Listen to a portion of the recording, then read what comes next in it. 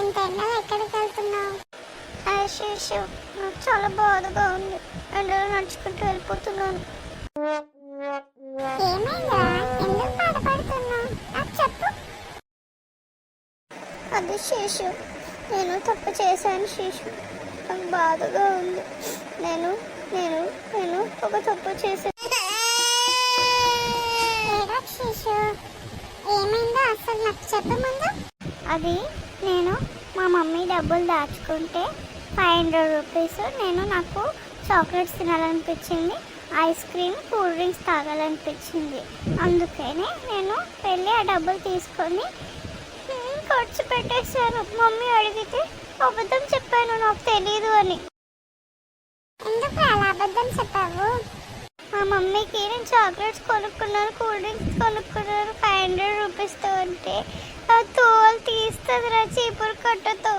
ఇప్పుడు ఎలా హోబు? అదే ఏం చేయాలో అర్థం కావట్లేదు. నాకు చాలా భయంగా ఉంది. మా మమ్మీకి తెలిస్తే మాత్రం కొట్టేస్తుంది. అలా ఏం చేయకు హోబు. ఏం చేస్తావంటే మీ మమ్మీకి వెళ్ళి నిజం చెప్పేసే. మమ్మీ, నేను చాక్లెట్స్ కొనుక్కున్నాను, కూల్ డ్రింక్స్ కొనుక్కున్నాను, నేను తప్పు చేశాను, నేను నీకు అబద్ధం చెప్పాను అని. అమ్మో, నాకు భయం వేస్తుంది. మా మమ్మీ తుక్కు తుక్కు చేస్తుంది.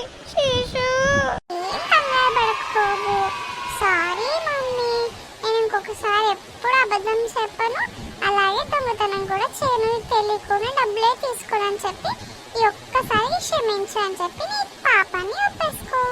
చెప్పకపోతే అసలు తెలియదు కదా శిశు, అప్పుడు నాకు దెబ్బలు కూడా పడవు కదా.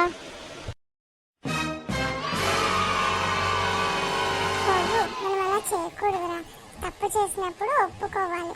మమ్మీ కాబట్టి మనం తప్పు చేసినా కూడా ఒకసారి తిడుతుంది, ఒకసారి కొట్టదు. కొట్టినా కూడా మమ్మీ మళ్ళీ మనం ప్రేమిస్తుంది. లేదు శిశు, నాకు చాలా భయంగా ఉంది. నేను అంత ఖర్చు పెట్టేశాను, నన్ను అడిగితే కూడా అబద్ధం చెప్పాను. చెప్పకపోవడం మంచిది. బైబిల్లో ఉంది, పాపాన్ని ఒప్పుకొని విడిచిపెట్టేవాడు కనికరింపబడతాడని. అలాగే నువ్వు కూడా చేసిన తప్పుని ఈ మమ్మీ దగ్గర ఒప్పేసుకున్నావు అనుకో, ఈ మమ్మీ ఇంకొకసారి నిన్ను ఏమీ అనదు. అదేవిధంగా వార్నింగ్ ఇస్తుందే కానీ ఇంకొకసారి నేను నమ్ముతుంది. నమ్మకాన్ని పోగొట్టుకోకు. అవునా శిశు, సరే నా పాపాన్ని వెళ్ళి నేను ఒప్పుకుంటాను. అప్పుడు మా మమ్మీ తిట్టినా కొట్టినా నేను పడతాను, కానీ ఇంకొకసారి తప్పు చేయనని మా మమ్మీ దగ్గర కన్విన్స్ చేస్తాను. అలాగే పిల్లలందరూ మనం కూడా మన పాపాలన్నిటినీ ఒప్పుకొని ఏ తప్పు చేయకుండా పేరెంట్స్ దగ్గర, దేవుడి దగ్గర అన్ని తప్పుల్ని ఒప్పుకుంటే మనం కనికరింపబడతాము. మీరందరూ కూడా ఏ మిస్టేక్స్ చేసినా కూడా ఎప్పుడన్నా కూడా మీరేం చేస్తారంటే ఒప్పుకొని దేవుడి దగ్గర ప్రేయర్ చేసి, దేవా నా పాపాలన్నిటినీ క్షమించు, నన్ను కనికరించు అని మనం అడిగితే, ప్రార్థన చేస్తే దేవుడు మనల్ని క్షమిస్తాడు. ఏ చిన్న తప్పైనా కూడా మీరు కప్పుకోకండి, ఒప్పుకోండి దేవుడి దగ్గర. ఏదైనా కూడా ఎవరి దగ్గర కూడా హైడ్ చేయకండి. ఏ తప్పు చేయకుండా మనం ప్రతిరోజు ఉండాలి.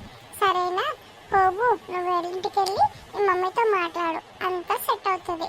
దేవుడికి ప్రేయర్ చేయి, దేవుడు కూడా నీ పాపాన్ని క్షమిస్తాడు. సరే శిశు, ఇంటికి వెళ్తున్నాను. ఇంకా దేవుడికి ప్రేయర్ చేసి దేవుడిని కూడా క్షమించమని అడుగుతాను, మా మమ్మీని కూడా క్షమించమని అడుగుతాను. ఇంకొకసారి నేను దొంగతనం చేయను, అబద్ధం ఆడను, ఏ పాపము చేయను. దేవుడికి, మా మమ్మీకి, పేరెంట్స్కి అందరికీ లాయల్గా ఉంటాను. సరే బాబు, జాగ్రత్త. ఓకేనా? ఏం జరిగిందో నాకు ఈవినింగ్ కాల్ చేసి చెప్పు. బాయ్. బాయ్ శిశు. థ్యాంక్స్ రా నాకు ఈ విషయాలు చెప్పినందుకు.